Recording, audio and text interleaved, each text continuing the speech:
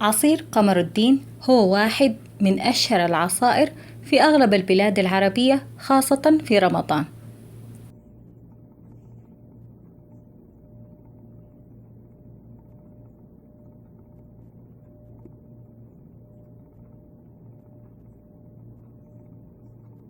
ولعمل عصير قمر الدين نحتاج إلى غلاف كامل من قمر الدين المجفف، ماء مغلي.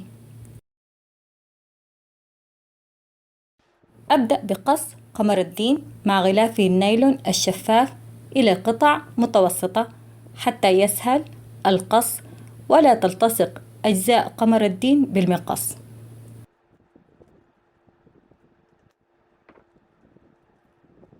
ثم أبدأ بنزع غلاف النايلون عن القطع. أضع جميع القطع المقصوصة في باول عميق.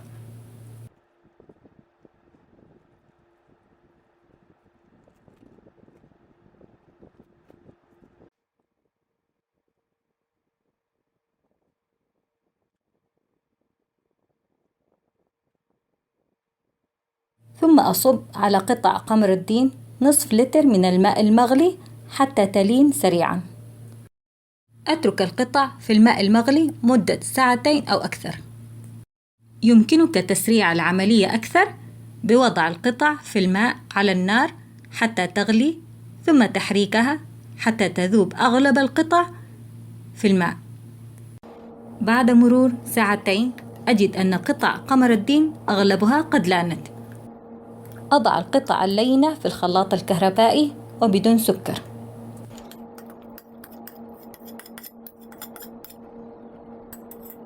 ولأنها أصبحت سميكة القوام فأضفت مقدار مناسب من الماء للحصول على القوام المطلوب.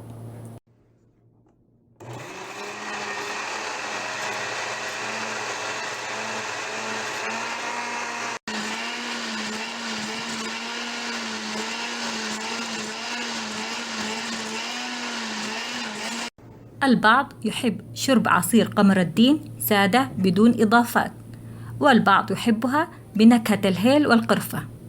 لذلك وضعت بعض من العصير في كأسي الخلط،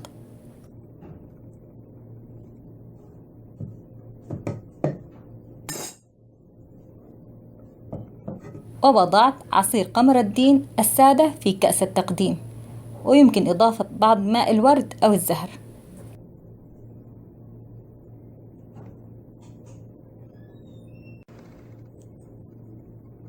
أضفت ربع ملعقة شاي من الهيل المطحون إلى كأس الخلط الأول،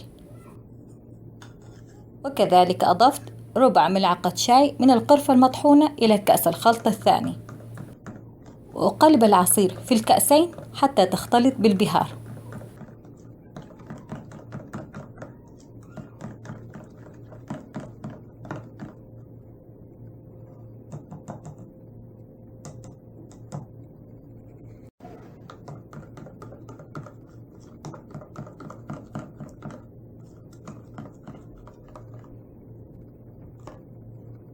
أصب كل عصير مع نكهته الخاصة في كأسي التقديم.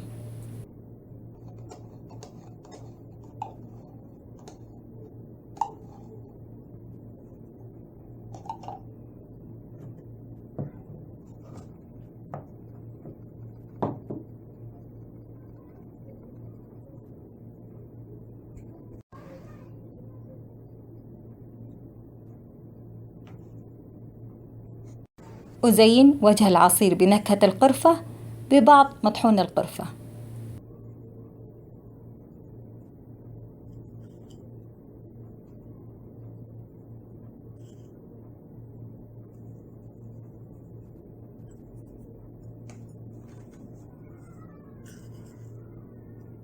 كذلك أزين وجه العصير بنكهة الهيل ببعض مطحون الهيل.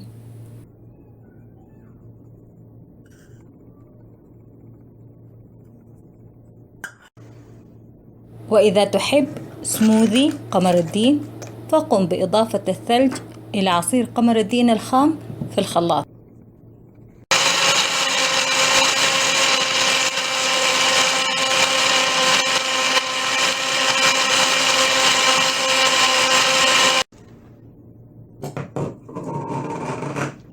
ثم أصب سموذي في كأس التقديم.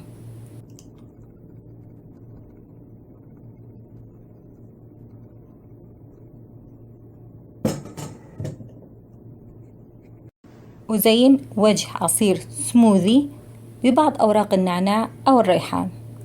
كما أزين عود من القرفة وجه العصير بنكهة القرفة. ارتبط مشروب قمر الدين بأيام شهر رمضان الفضيل، والذي يعتبر تحضيره عادة لا تفارق موائد الصائمين.